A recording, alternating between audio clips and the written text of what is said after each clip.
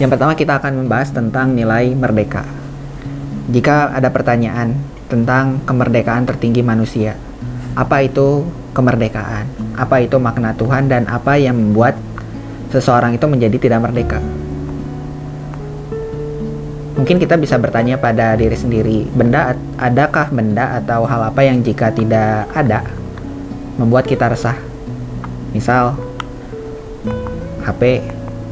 Kita semua orang, apalagi yang mengikuti pelatihan ini, saya yakin punya HP. Coba bayangkan saat HP ketinggalan, atau saat baterainya habis, atau saat kuotanya habis. Kira-kira apa yang kita rasakan? Mungkin kadang kita merasa resah atau merasa gelisah karena tidak ada HP tersebut. Atau yang lain. Misal, kita sebagai mahasiswa, uang saku habis, sedang tidak ada uang. Sedangkan ini masih di awal bulan, belum masuk ke pendapatan kita selanjutnya.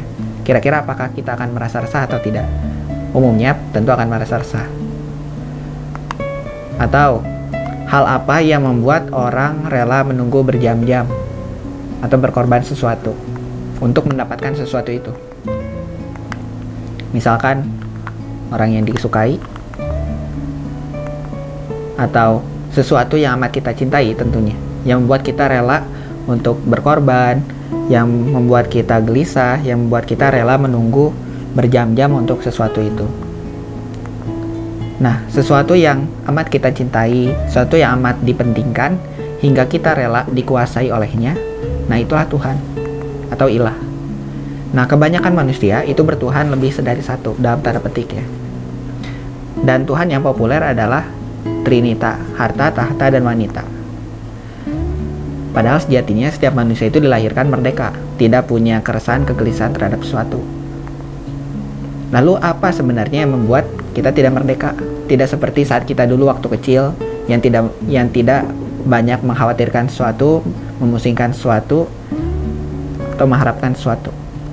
Lalu apa ya hal yang membuat kita tidak merdeka? Mulai dari rasa takut kepada suatu atau kepada orang lain, sehingga kita tidak berani untuk melakukan sesuatu atau mengatakan sesuatu, atau karena rasa hormat dan kagum, sehingga kita punya menahan diri untuk melakukan sesuatu terhadap sesuatu yang kita hormati atau kagumi tersebut, atau ketergantungan berlebihan terhadap sesuatu, misal kepada gadget, kepada rokok misal.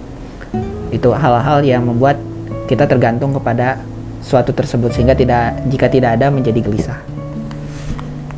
Nah, kita coba lihat kembali ke belakang tentang kisah pemberian titel haji atau hajah di depan nama yang sudah pergi haji. Orang Indonesia pada saat itu, di tahun 1900 awal, orang-orang yang sudah pergi haji oleh para penjajah Belanda itu ditandai dengan gelar haji atau hajah. Mengapa ditandai? Karena orang-orang yang sudah pergi haji rata-rata memiliki pemikiran yang sudah lebih terbuka. Kita tahu bahwa Indonesia dijajah kurang lebih 300 tahun lebih. Dan jika kita lahir di generasi tersebut, tentu suasana penjajahan adalah suasana yang biasa. Hal ini berbeda bagi orang yang sudah pergi haji. Karena apa? Sudah melihat bagaimana kondisi di dunia luar seharusnya peradaban itu atau bermasyarakat itu seperti apa. Nah, orang-orang yang sudah pergi haji ini ditandai dengan nama haji atau hajah supaya Belanda bisa melihat, oh ternyata sudah ada nih, ini orang-orang yang sudah terbuka pikirannya terhadap bagaimana bermasyarakat itu. Apa yang membuat orang Indonesia menjadi tidak merdeka? Jawabannya adalah rasa takut. Dan rasa takut ini bagi orang-orang yang sudah pergi haji atau keluar negeri berpendidikan saat itu, mereka sudah tidak memiliki rasa takut itu. Mereka menjadi lebih berani, seperti kita sebutkan saja misal Cokro Aminoto berani untuk menentang penjajahan Belanda dan berjuang memenuhi kebutuhan hak-hak pribumi. Jadi kuncinya apa? Yang membuat seorang itu terjajah karena rasa takut, tidak dimilikinya keberanian. Lalu sebenarnya apa kemerdekaan tertinggi yang dimiliki oleh umat manusia? Jawaban itu ada pada setiap kalimat yang diucapkan oleh setiap muslim, yaitu kalimat la ilaha illallah, yang maknanya La, tidak ada ilaha kecuali Allah. Apa yang tidak ada? Ketakutan kita, kebergantungan kita, pengharapan kita tidak ditautkan kepada suatu apapun kecuali hanya kepada Allah. Jadi merdeka adalah pada saat ketakutan kita, kebergantungan kita, pengharapan kita hanya kepada Allah. Tidak takut pada pemimpin, senior, atasan, dan lain-lain. Tidak bergantung pada penguasa, orang berpengaruh, dan lain-lain. Tidak mengharapkan suatu atau cinta berlebihan kepada pasangan, ulama besar, dan lain-lain. Kepada siapa mengharapkan itu semua? Hanya kepada Allah. Dan saat itulah kemerdekaan tertinggi itu dimiliki oleh manusia. Saat berani berkata tidak pada selain Allah dan menautkan segala sesuatu kebergantungan, kecintaan kita hanya kepada Allah. Sehingga merdeka itu tidak boleh lepas dengan yang namanya iman. Apa itu iman? Iman itu adalah percaya dan kepatuhan. Apa makna imannya sesungguhnya dan apa yang membatasi keimanan kita? Kita coba melihat tentang kisah iblis. Iblis itu sangat iman kepada Allah, sangat tahu Allah itu seperti apa, sudah pernah berdialog dengan Allah, bahkan menjalankan perintah Allah. Dan saat dipertemukan dengan Adam, ya iblis menolak untuk sujud kepada Adam yang oleh Allah ditunjuk menjadi seorang khalifah. Jadi iblis percaya tidak kepada keberadaan Allah, percaya. Tapi pertanyaannya apakah patuh atau tidak? Ternyata tidak. Jadi iman, percaya itu tidak cukup. Iman itu tidak cukup didefinisikan dengan percaya. Tapi yang paling utama dalam hubungan makhluk dengan Allah ialah kepatuhannya secara bulat hanya kepadanya. Jadi apa itu iman, percaya, dan kepatuhan? Nah, kita coba lihat ke belakang saat SD. Sejak SD hingga SMA ada pelajaran namanya pelajaran agama Islam. 12 tahun kita lebih belajar tentang Islam, ditambah pengajian-pengajian saat menjelang maghrib. Nah, pertanyaannya, kenapa masih ada orang yang fasik, atau arti fasik itu adalah yang melanggar perintah Allah padahal sudah tahu itu tidak boleh. Padahal sejak SD sudah belajar tentang kalimat tauhid, iman kepada Allah, iman kepada Quran, dan lain-lain. Apa penyebabnya? Lalu kita lihat lagi, kini sudah banyak video-video kajian online, akun-akun dakwah, podcast keislaman, dan lain-lain. Pertanyaan, kenapa masih ada yang tidak mematuhi perintah Allah? Jika ditanya, apakah kamu beriman kepada Allah? Apakah kamu beriman kepada malaikat? Apakah kamu beriman kepada Al-Quran? Apa jawaban kebanyakan orang? Jawaban kebanyakan orang ya pasti menjawab ya beriman. Nah, sebagian dari kita seringkali mungkin lupa tentang perintah dan larangan Allah, atau sengaja lupa lalu memberikan alasan-alasan. Apa penyebab dari kelupaan itu?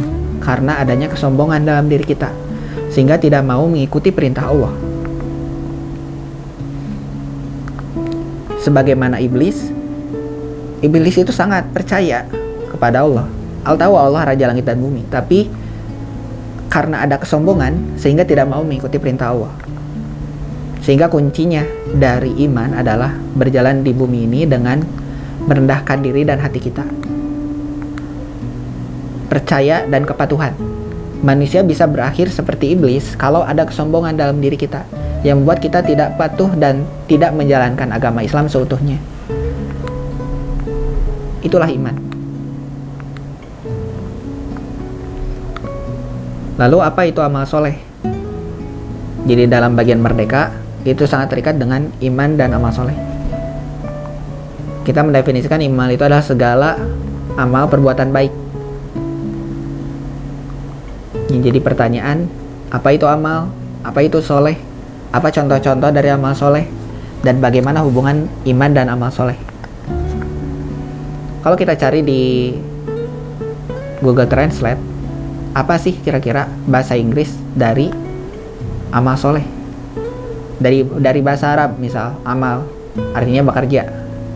Amal berasal dari bahasa Arab, dari huruf ain, mim, dan lam, yang artinya menunjukkan makna semua pekerjaan yang dilakukan. Dalam bahasa Inggris disebutkan perbuatan atau pekerjaan itu adalah deeds. Dan solih itu artinya bagus. Lawan dari rusak, lawan dari kehancuran, yang artinya apa? Kata sifat yang berarti baik, yang berarti good. Sehingga kalau bahasa Inggrisnya amal soleh adalah good deeds atau good works, bekerja tadi ya, atau perbuatan-perbuatan baik. Jadi amal soleh itu secara definisi letterlock dari katanya sendiri pun bukan hanya terkait ibadah ritual atau simbolis keislaman, tapi perbuatan-perbuatan baik apapun.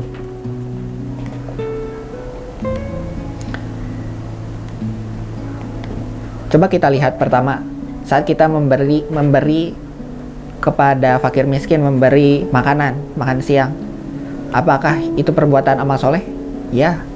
Saat kita mengaji, itu amal soleh bukan? Amal soleh. Saat kita membuang sampah pada tempatnya sesuai pilihannya, itu amal soleh atau bukan? Amal soleh. Saat kita sholat, amal soleh. Saat kita menanam bibit saat proses reboisasi, itu amal soleh atau bukan? Amal soleh. Saat kita memberikan infak ke kotak amal soleh atau bukan? Amal soleh. Saat kita memberi zakat, itu amal soleh atau bukan? Amal soleh. Saat kita mendonorkan darah kepada orang yang membutuhkan, itu amal soleh atau bukan? Amal soleh. Dan misal saat kita sedang membersihkan sampah di sungai, kerja bakti, itu amal soleh atau bukan? Jawabannya amal soleh. Jadi tidak hanya segala hal yang berbau ritual agama saja yang disebut amal soleh. Tidak hanya sholat, zikir, puasa, baca Quran, zakat, ngisi kancleng, membangun masjid, dan lain-lain, tapi segala perbuatan-perbuatan baik yang memberikan kebaikan, tentu yang tidak bertentangan dengan perintah dan larangan Allah. Apa saja yang termasuk amal soleh? Menyelesaikan kemacetan di Indonesia, mengurai banjir, membantu meringankan beban orang tua, memberi makan hewan, mentraktir teman, membantu menyeberang, membuat transportasi publik, mengajar, bersilaturahmi, menjenguk teman, memilah sampah, memindahkan batu di jalan sehingga orang lain tidak kesulitan, datang tepat waktu saat rapat atau saat janjian, menunjukkan jalan, mendonor darah, memberi tempat duduk, memberi salam, membangun jembatan, menjadi volunteer di kegiatan-kegiatan, membuat energi terbarukan. Itu semua termasuk amal soleh dan lain-lain. Dan iman dengan amal soleh itu seperti dua sisi koin yang saling berhubungan dan tak terpisahkan. Kita menjalankan amal soleh itu berdasarkan kepatuhan dan kepercayaan kita kepada Allah, dan itulah yang disebut merdeka. Kita tidak lagi terikat dengan hal-hal selain Allah, ketergantungan dan hal-hal yang tidak Allah ridhoi, dan kita mengembalikan segala kepercayaan, kepatuhan, ketergantungan itu hanya kepada Allah untuk menjadi petugasnya, untuk menjadi wakil Allah, untuk menjadi utusan Allah di bumi ini, untuk memakmurkan bumi dengan apa? Dengan amal soleh. Sehingga iman dan amal soleh ini seperti dua sisi koin, saling berhubungan, tidak bisa terpisahkan. Tidak disebut beriman jika dia tidak menunjukkan amal soleh, dan amal soleh menjadi salah jika tanpa iman. Sekian bagian merdeka. Assalamualaikum warahmatullahi wabarakatuh.